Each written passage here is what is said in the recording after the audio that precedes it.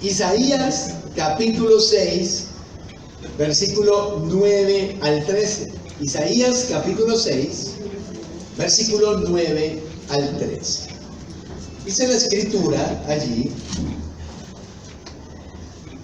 y dijo, anda y di a este pueblo, oíd bien, pero no entendáis, ved por cierto, mas no comprendáis.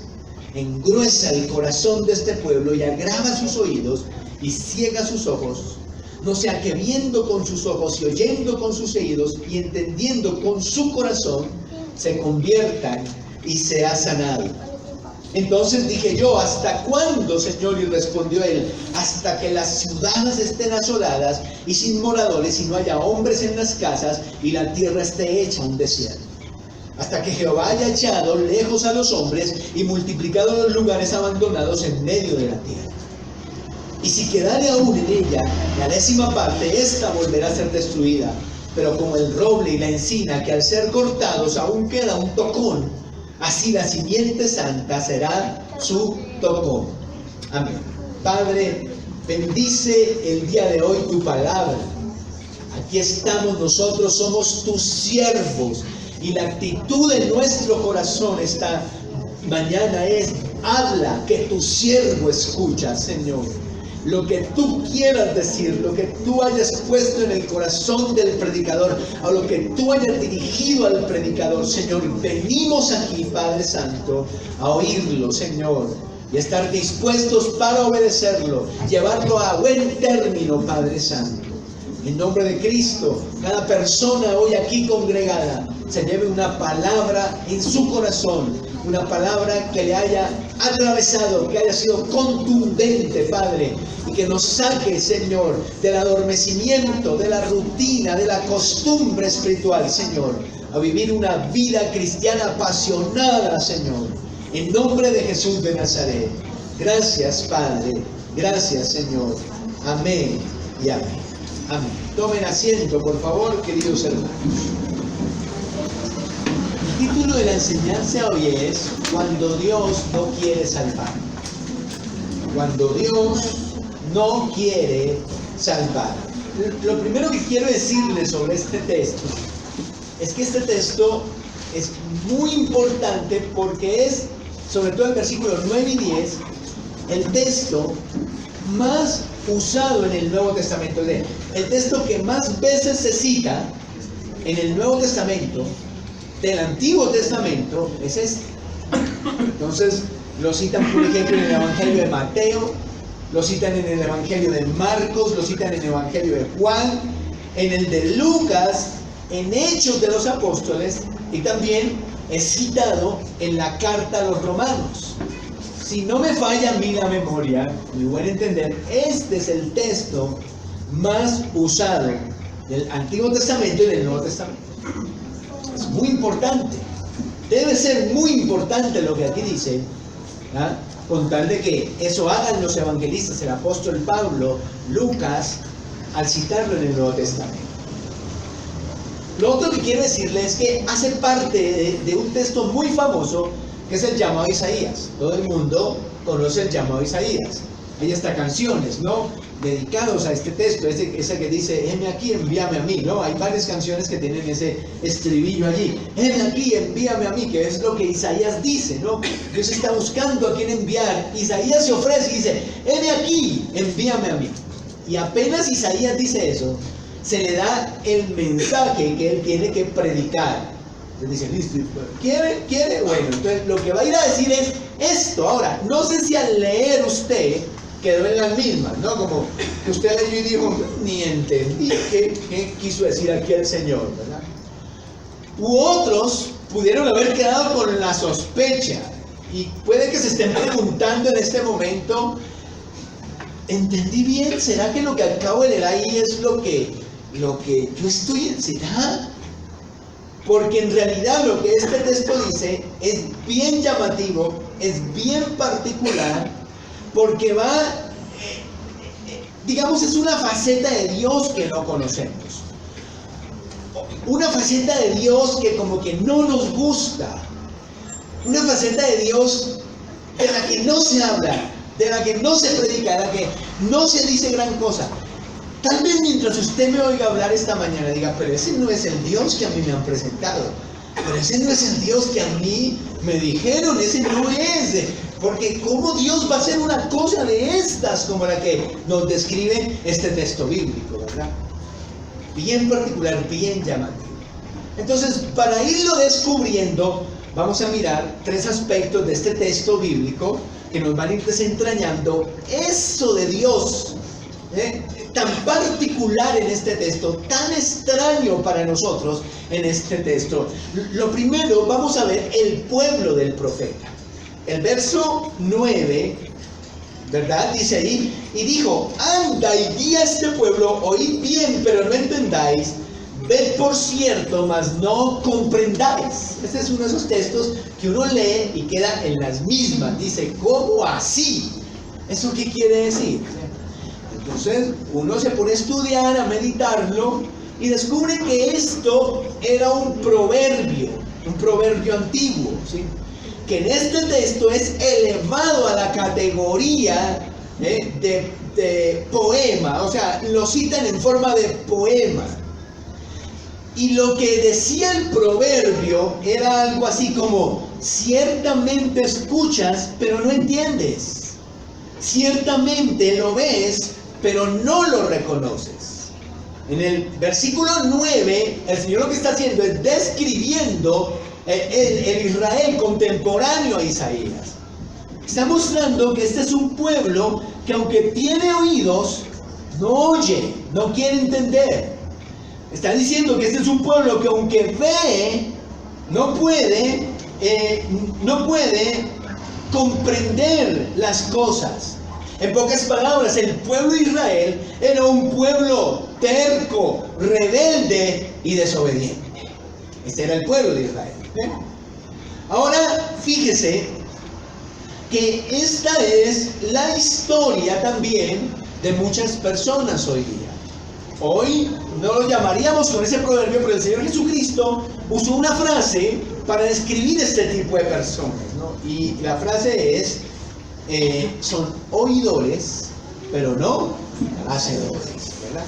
Oidores, pero no hacedores. Básicamente lo mismo que el Señor está diciendo aquí en Isaías. Este pueblo oye, tiene oídos, pero no hace.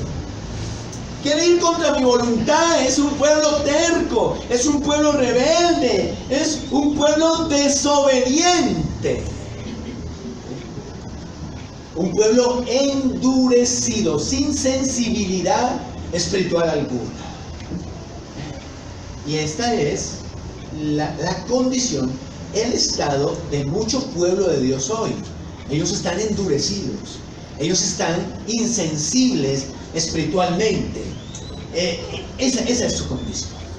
Pero quiero que lo vaya teniendo ahí. Y que usted se vaya preguntando, ¿acaso yo tendré esta enfermedad de la dureza espiritual?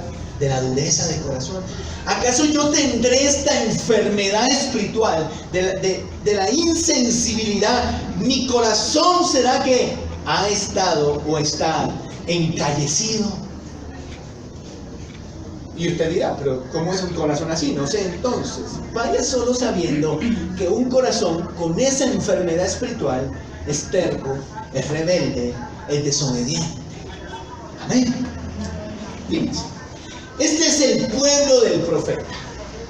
Ahora vamos a hablar de la misión del profeta. Le dije que antecediendo este texto bíblico está el llamado a Isaías, cuando Dios lo llama. Dios está buscando quien haga su obra, su labor. Y Isaías oye, y entonces él se ofrece. Y en el versículo 9, en adelante, Dios le va a dar el mensaje que él tiene que dar. Y lo primero que hace, como ya vimos, es describirle al pueblo. Le dice, mira, este pueblo es endurecido, es terco, es desobediente.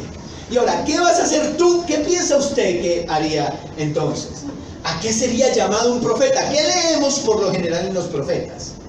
A que ante un pueblo así, él predique el arrepentimiento y los llame a convertirse, y los llame a amar a Dios, y los llame a ser fieles, y que haga cosas y predique de tal modo que la gente pueda comprender que tiene que venir a Dios. Pero lo extraordinario de este texto es que no es ese el llamado de Isaías, ¿lo sabía usted? El verso 10 nos deja claro que era la misión del profeta y que era lo que el profeta tenía que hacer ante ese pueblo endurecido e insensible espiritualmente. Versículo 10, subraye esto que me dice: engruesa el corazón de este pueblo. ¿Puede usted creerlo? Esta era la misión. No es, llámalos al arrepentimiento, ve y diles, ve y predícales, que vengan a mí, que yo los amo, ve y diles, por favor, Isaías. No, el mensaje que Isaías tiene que predicar, en lo que se tiene que centrar, es en endurecer más a ese pueblo que ya está endurecido. Dice, engruesa el corazón de este pueblo. La palabra hebrea ahí para engruesa, endurece, implica un proceso, primero. Y también implica un estado de insensibilidad espiritual. Un proceso, porque nadie llega a endurecerse, nadie llega a un estado de insensibilidad espiritual de la noche a la mañana. No es que un día usted se levante y ya está duro de corazón. No, eso es un proceso que dura en algunas personas semanas, en otros meses y en otros años. Ni cuenta se dieron. Cuando menos piensan, está su corazón con la enfermedad del endurecimiento espiritual, de la insensibilidad espiritual. Pero siga preguntándose, ¿será que usted ha caído? ¿Será que usted tiene esta enfermedad? ¿Será que usted tiene esta enfermedad? Vamos a preguntarnos, ¿cierto? Por ejemplo, ¿cómo es una persona con el corazón endurecido? Entonces, una persona con el corazón endurecido, cuando escucha hablar al predicador, por ejemplo, nosotros, todos estos domingos de este año, Dios nos ha estado guiando a una sola cosa. Y Dios nos ha estado llevando a un solo mensaje. Y Dios nos plantó aquí en el profeta Isaías, y ahí estamos hablando el mensaje del profeta Isaías. Entonces la persona endurecida, al oír eso, al oír la prédica del arrepentimiento, del pecado, del juicio, empieza con cosas como: pero qué legalistas, religiosos son. Otra vez con eso. Parece disco rayado. Pero ¿hasta cuándo nos van a tener con este trajín aquí? Es que no tienen otra cosa de qué predicar y de qué hablar, solo arrepentimiento, pecado y juicio y juicio, juicio. Ojo, ese es un síntoma de endurecimiento espiritual, de insensibilidad espiritual. Porque si usted no tuviera esa enfermedad, lo que usted tendría, lo que usted estaría diciendo es: dame más. Yo quiero saber cómo serle fiel a Dios. Yo quiero saber cómo amar a Dios. Yo quiero saber cómo me apasiono por Dios. Una persona sana espiritualmente. El enfermo empieza: pero otra vez, pero mire esto. Ahora pregúntese otra vez: ¿tendrá usted la enfermedad del endurecimiento espiritual? ¿Tendrá usted esa enfermedad? ¿Cómo más es una persona? Esa persona oye la prédica acerca del arrepentimiento, del pecado, del juicio de Dios. Oye una prédica directa, confrontativa, contestataria, y ni remordimiento siente ya.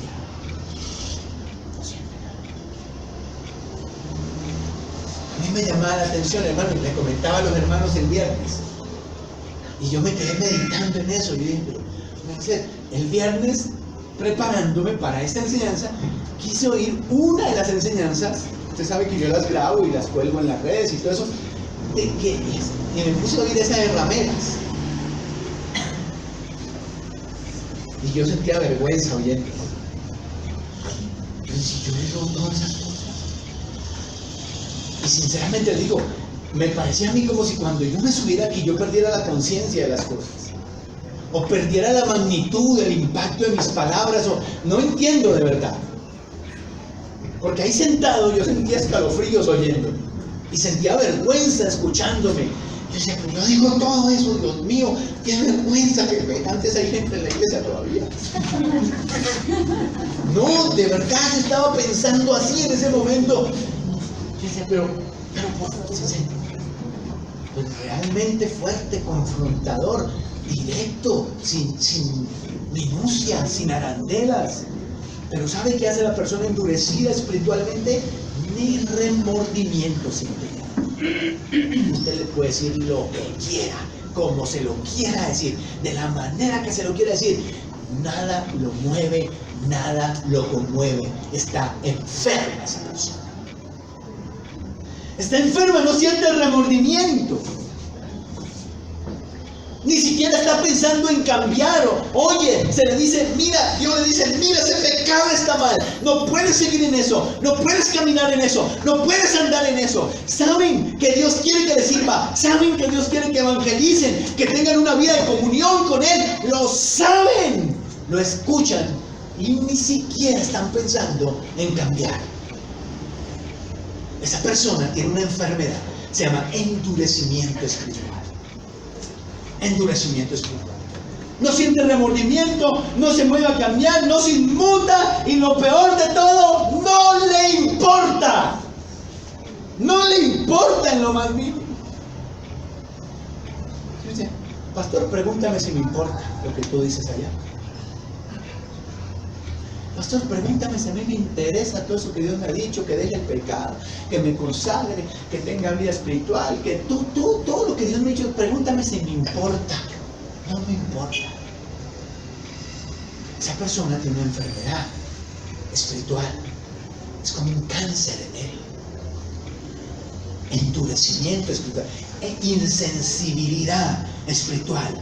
Esta persona se acostumbró a oír y no a hacer. Esta persona se acostumbró a creer que todo está bien en su vida a pesar de tener esa enfermedad en sí mismo. Y así estaba el pueblo de Dios. ¿Y sabe qué? Dios no mandó a Isaías a que lo sacara de esa condición. Dios lo mandó a que la intensificara cuando Dios no quiere salvar. ¿Y cómo tenía que hacer Isaías para intensificar eso? Sí, es cierto, porque ahí le dice, engruesa el corazón de este pueblo, agrava sus oídos para que no oigan, ciega sus ojos para que no vean, no sea que se conviertan y yo los tenga que sanar.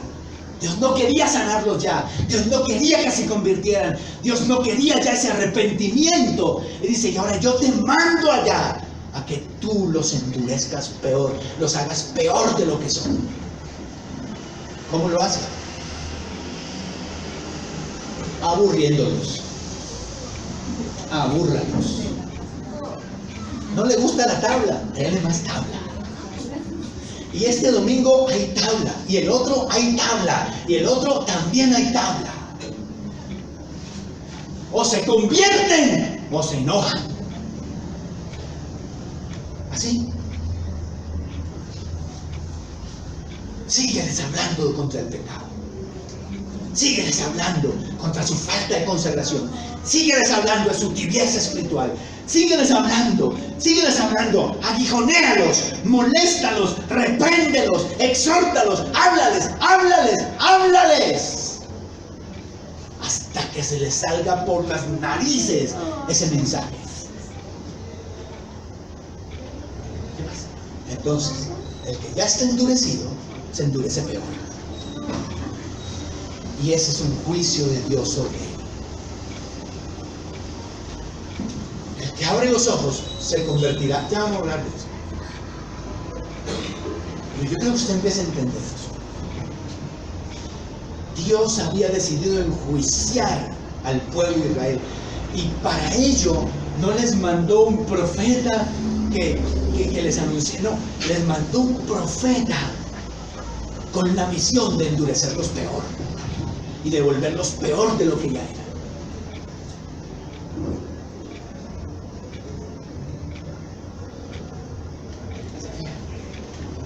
Ahora pregúntese, ¿usted tiene esa enfermedad de la dureza espiritual, de la insensibilidad?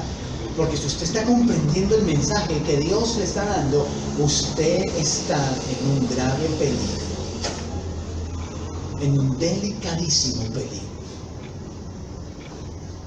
Y ahí es donde entramos al tercer punto. Lo que quiero tratar es el propósito del profeta. ¿Ya vio usted el pueblo del profeta? Un pueblo endurecido, un pueblo insensible que oye y no hace, a pesar que tiene oídos, tiene ojos, tiene entendimiento, pero no hace. Ya usted ha visto el mensaje del profeta, la misión del profeta. La misión del profeta no es sacarlos de esa condición. La misión del profeta no es llamarlos al arrepentimiento, no es invitarlos a la conversión. La misión del profeta es endurecerlos más y volverlos peores. Ahora veamos el propósito del profeta. ¿Por qué Dios quiere que se vuelvan peor que lo que son? Ya se lo dije. Porque Dios ha decretado un juicio sobre ellos. Dios los ha enjuiciado. Y el juicio es: ya no quiero salvarme. Has jugado tanto con estas cosas. Te has burlado tanto de mi hijo, de su sangre. Has pisoteado estas verdades espirituales por años, que ya no quiero salvarme.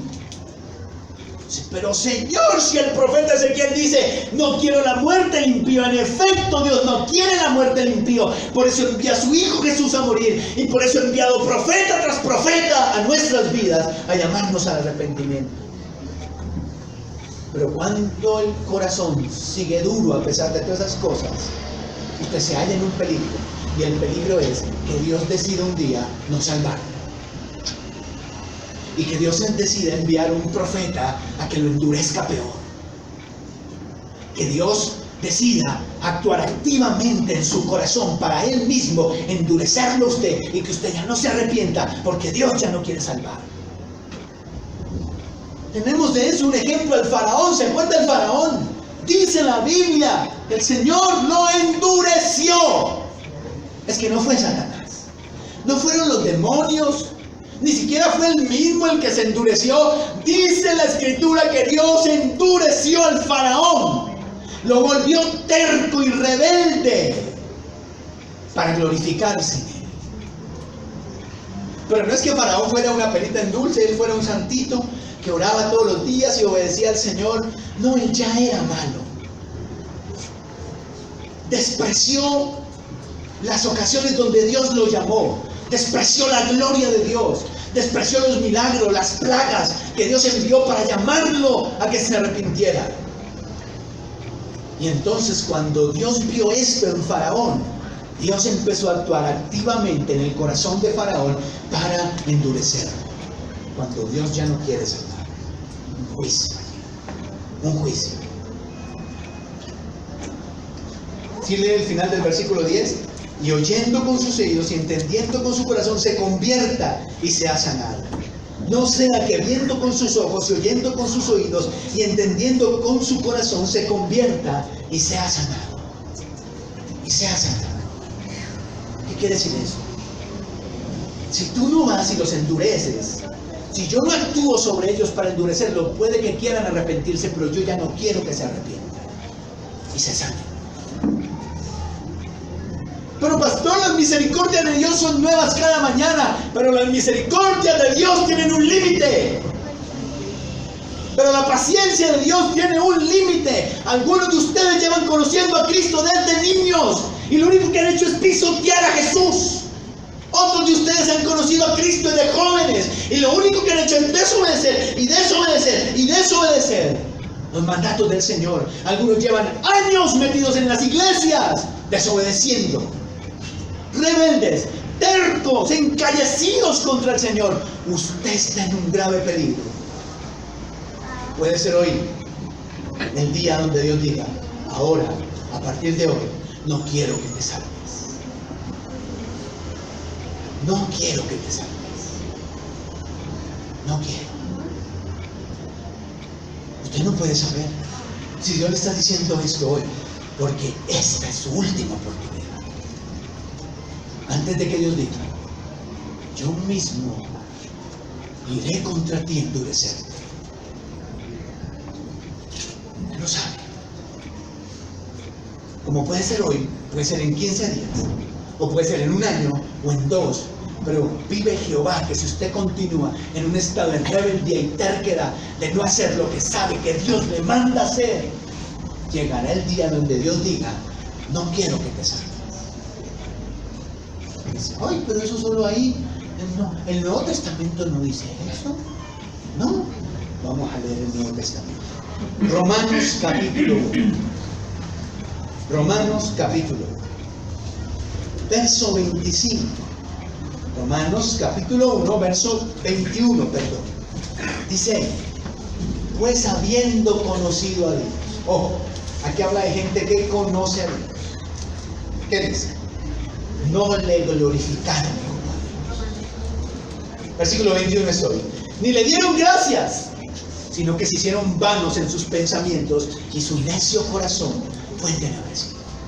Verso 22. Profesando ser sabios se hicieron necios. 23. Y cambiaron la gloria del Dios incorruptible en semejanza de imagen de hombre corruptible, de aves, de cuadrúpedos y de reptiles. Verso 24. Por lo cual también Dios los entregó a la inmundicia en la concupiscencia de sus corazones, de modo que deshonraron a Dios en sus propios cuerpos, ya que cambiaron la verdad de Dios por la mentira, adorando y dando culto a las criaturas antes en lugar del Creador, el cual es bendito por los siglos. Amén.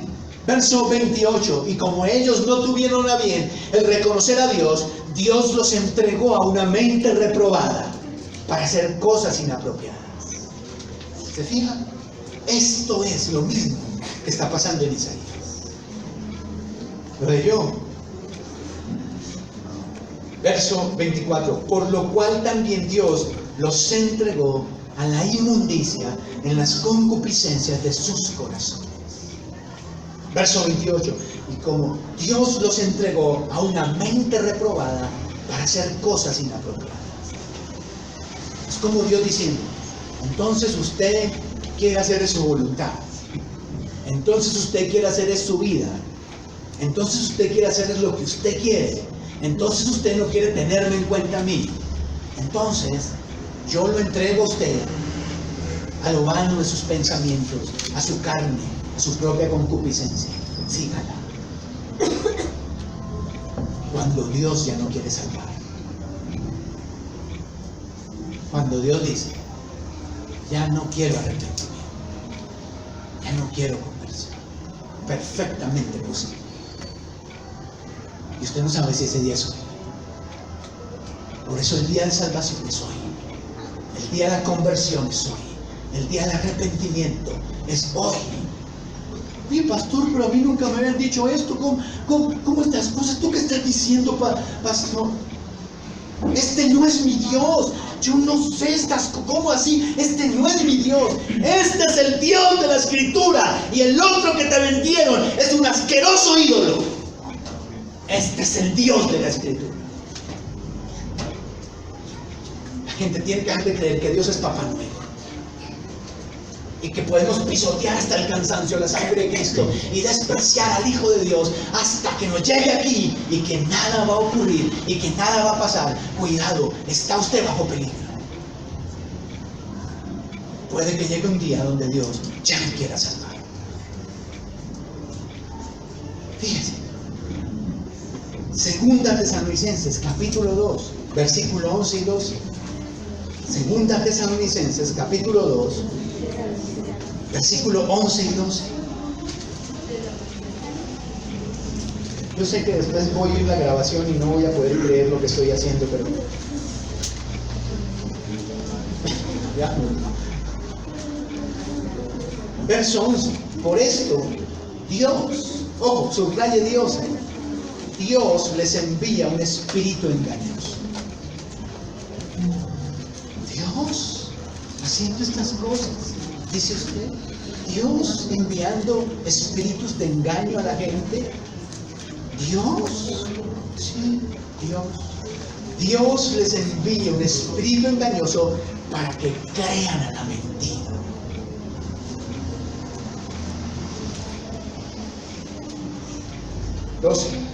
A fin de que sean condenados todos los que no creyeron en la verdad, sino que se complacieron en la injusticia. Cuando usted no quiere creer la verdad y lo que quiere es complacerse en sus pecados, en su terquedad y en su desobediencia para con Dios, ojo, porque es perfectamente posible que Dios mismo le envíe un espíritu de mentira, un espíritu de engaño. para que usted crea las mentiras, sus propias mentiras y las que otros le dicen, a fin de que sea condenado. Pero ¿cómo así? ¿Dónde estaba eso? Yo nunca leí eso. Ahí está, mire, ahí está, ahí dice. Es claro. ¿Me hago entender? Entonces, cuando una persona, Dios entra a endurecerla activamente, esa persona termina descarriada en el mundo. Ya ni quiere convertirse, reniega las cosas de Dios. Seguramente Dios está actuando, lo entregó a sus concupiscencias, lo entregó a una mente reprobada. Tal vez, no, yo no puedo asegurarlo, pero tal vez ese es el caso. Puede ser. Y como cabe la posibilidad, es mejor que uno no se arriesgue.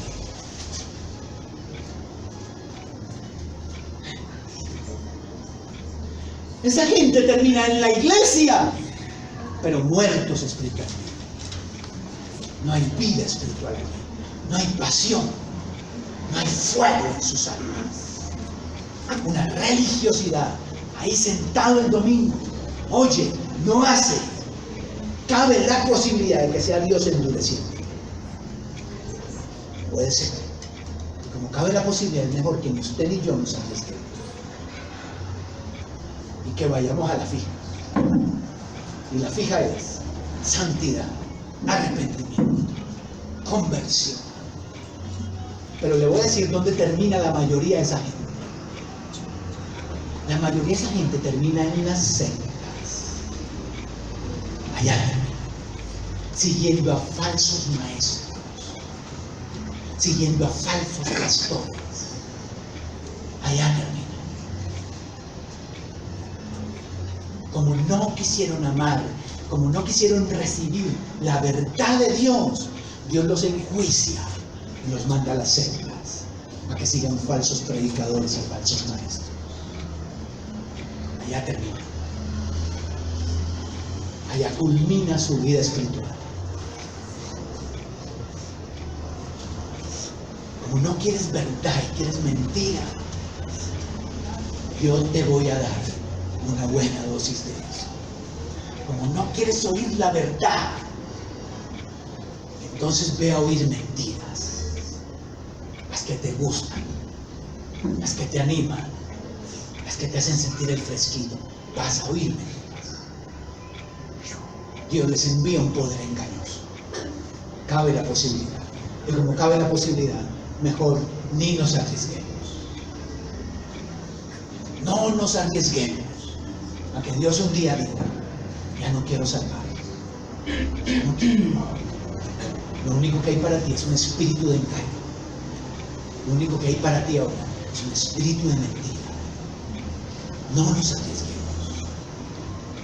Puede que hoy sea la última oportunidad, el último mensaje, antes de que Dios entre a endurecer activamente tu corazón. La misión del profeta es endurecer a la gente de Isaías, endurecerlos peor de lo que ya están. Pero hay una segunda misión que está en el verso 13 de Isaías capítulo 6.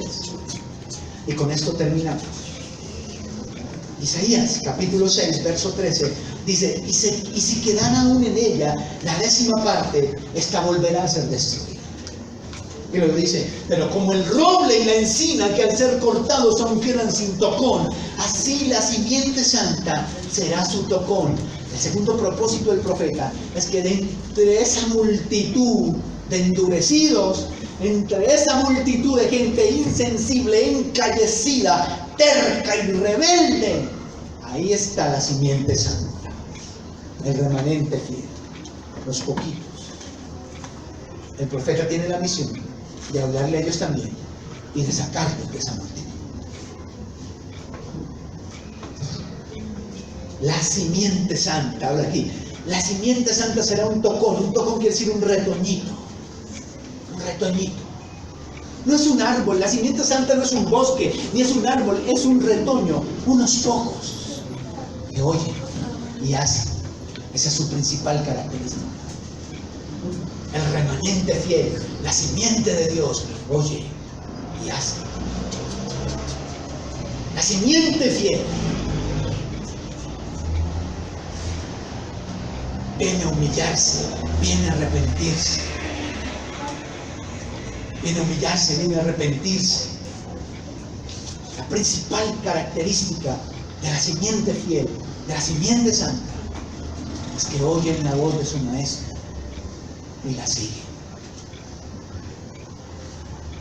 Ellos son los que dicen, dame más de eso, enséñame la verdad, dime las verdades, señálame mis pecados, muéstrame en que estoy mal, yo necesito serle fiel a Dios. Esa es la simiente santa. Están ahí sintiéndose incómodos, oyen la prédica, oyen al profeta y se sienten incómodos. Están pensando allí, yo tengo que cambiar esto en mi vida, tengo que cambiar, esto no puede seguir así en mi vida. Les importa lo que Dios les dice, les interesa, todavía les importa. Esa es la simiente.